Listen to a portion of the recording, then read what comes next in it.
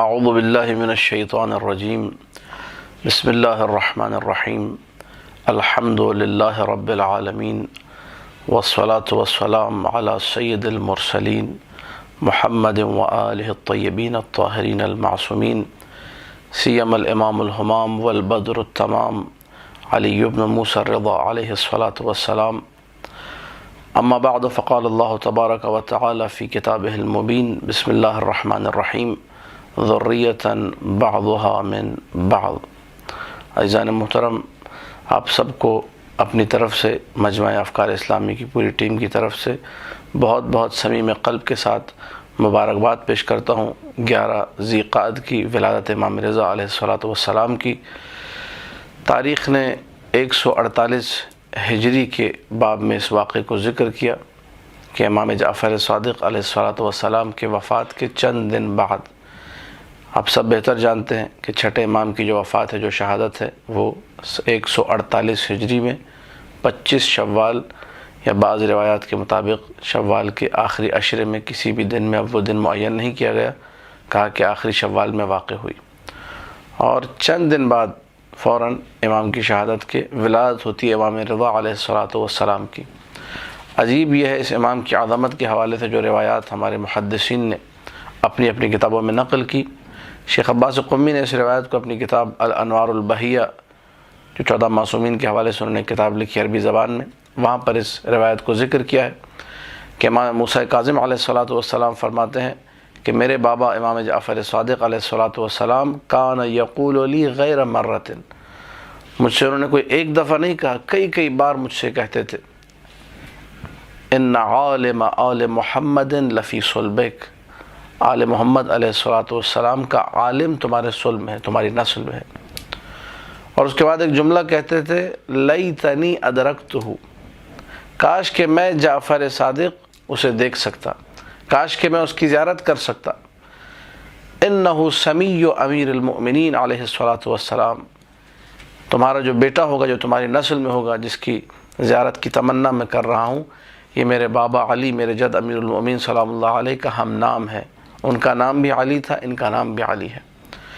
اس ایک روایت میں ہمیں کئی نکات جو ہے سمجھ میں آتے ہیں. ایک تو یہ کہ امام رضا علیہ الصلوۃ والسلام کی ایسی فضیلت کہ ایک امام معصوم تمنا کرے زیارت کی.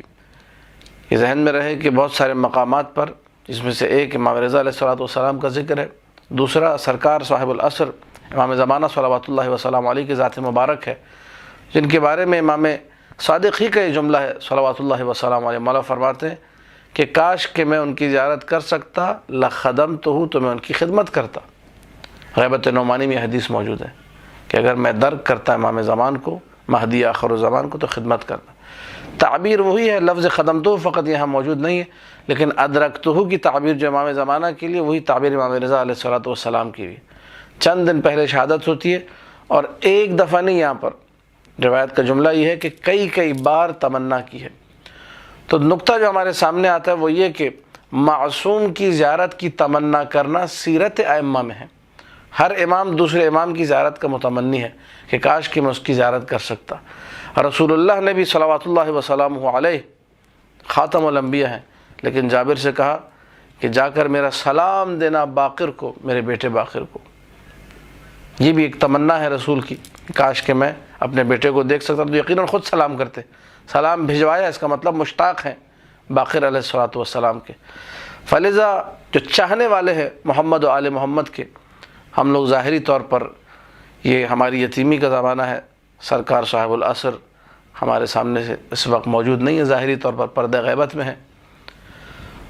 تو ہم لوگوں کی تمنا، ہم لوگوں کی خواہش یہ ہونی چاہیے کہ اس سیرت معصوم کو اپنی زندگی میں لے کر آئیں، تڑپے ان کی زیارات کے لیے. اگر ان کو ظاہراً ہم لوگ نہیں دے سکتے، ان کے روزے موجود ہیں، عراق ہے، ایران ہے، شام، جہاں جہاں محمد و آل محمد بستے ہیں، ہمارا دل وہیں پر ہونا چاہیے. یا لیتنی ادرکتہ، کاش کہ میں زیارت کر سکتا، کاش کہ میں ان کو درک کر سکتا، میں پا لیتا. یہ جملے امام نے کہے. اور دوسرا اہم ترین نقطہ اس روایت میں جو ہے، جو مقام فضیلت میں ارشاد فرمایا، ایسے نہیں کہ بس ایک وصف ذکر کر دینا، مقام فضیلت ہے. انہ سمیع امیر المؤمنین سلام اللہ علیہ، میرا بیٹا امیر المؤمنین کا ہم نام ہوگا. یہ فضیلت ہے. یہ علی کا ہم نام ہونا امام جعفر صادق صلوات اللہ وسلام علیہ کی نگاہ میں فضیلت ہے۔ جب امام کی نگاہ میں فضیلت ہے تو اب تمام وہ مؤمنین جو اپنے بچوں کے نام علی سلام اللہ علیہ کے نام پہ رکھتے ہیں، اس ذات مقدس کے نام کو اپنے بچوں کے نام سے منسوب کرتے ہیں اور کہتے ہیں کہ میرے بیٹے کا نام بھی علی ہونا چاہیے۔ اور یہ ذہن میں رہے کہ سرکار سید الشہداء نے فرمایا تھا واللہ لو ولد لی مئۃ لاحببت ان لا اسمی احد منهم الا علی، روایت سفینۃ البحار شیخ عباس قمی میں موجود ہے کہ خدا اگر حسین ابن علی کو 100 بیٹے دے تو اپنے ہر بیٹے کا نام میں علی رکھوں گا، علی اکبر، علی اصغر، علی اوسط۔ تو علی نام باعث شرافت ہے۔ بحار المار میں پورا ایک باب قائم کیا گیا ہے ان اسم علی صلوات اللہ وسلامہ علیہ محبوب عند الائمہ علی الاطلاق، نام علی تمام ائمہ کو پیارا تھا، سن کے اس نام کو خوشی کا اظہار کرتے تھے، خوش ہوتے تھے کہ ہمارے بابا کا نام ہے۔ تو مقام فضیلت میں امام جعفر صادق صلوات اللہ وسلام علیہ اپنے بیٹے سے کہا کہ ایک شرف، ایک فضیلت یہ ہے تمہارے نسل میں آنے والے عالم آل محمد کی کہ وہ میرے بابا میرے جد علی کا ہم نام ہوگا، نام ان کا علی ہے۔ تیسرا بلکہ ایک اور اہم ترین نقطہ کہ عالم آل محمد کی تعبیر استعمال کی، اور بعض روایت میں یہ بھی ہے کہ اس کے پاس ایسا علم ہوگا جو تم اس سے پوچھنا چاہو پوچھو۔ اسی لیے بعض روایت میں جہاں لفظ عالم آیا ہے مراد امام رضا علیہ الصلوۃ والسلام کی ذات گرامی ہے۔ جب کہا جائے کہ عالم آل محمد نے یہ فرمایا تو محدثین نے ذکر کیا کہ بعض روایت میں 8ویں مولا مراد ہے، اگرچہ ذہن میں رہے یہ کہ امام موسیٰ کاظم علیہ الصلوۃ والسلام کے لیے بھی لفظ عالم استعمال ہوا ہے، جس طرح 7ویں مولا ہی نے یہ فرمایا کہ میں نے اپنی کنیت اپنے بیٹے کو عطا کی، نحلتہ کنیتی۔ ابو الحسن حقیقت میں کنیت ہے امام موسیٰ کاظم علیہ الصلوۃ والسلام کی۔ روایات آل محمد علیہ الصلوۃ والسلام میں جہاں لفظ ابو الحسن آتا ہے، ابو الحسن بغیر کسی قید کے آ جائے، یعنی خالی ابو الحسن ہو، آگے کوئی لفظ نہ ہو، یا ابو الحسن الاول ہو، یا ابو الحسن الماضی ہو، یا خالی ابو الحسن ہو، یہ سارے کے سارے ابو الحسن جب الفاظ استعمال ہوتے ہیں ابو الحسن اول، ابو الحسن ماضی یا خالی ابو الحسن، مراد امام موسیٰ کاظم علیہ الصلوۃ والسلام کی ذات ہے۔ تو کہا وہی کنیت جو میری مجھ موسیٰ کاظم کی میں نے اپنے بیٹے علی رضا کو دی۔ تو نام علی کا ہے، کنیت موسیٰ کاظم صلوات اللہ وسلام علیہ کی ہے۔ مادر گرامی کا نام تکتم یا نجمہ خاتون سلام اللہ علیہ یا سمانہ پکارا جاتا تھا ام البنین کے نام سے، بعض مورخین نے خیزران، بعض نے سقر، بعض نے شقرا، یہ سارے کے سارے نام اس مقدسہ و مطہرہ بی بی کے لیے ذکر ہوئے ہیں۔ وحی الہی کے ساتھ جو اس خاندان عصمت میں وارد ہوئی، رسول اللہ بتا کر گئے تھے، ائمہ نے بتایا تھا کہ اس قسم کی خاتون ہوگی، خواب میں آ کر بھی تاکید کی اس امر کی۔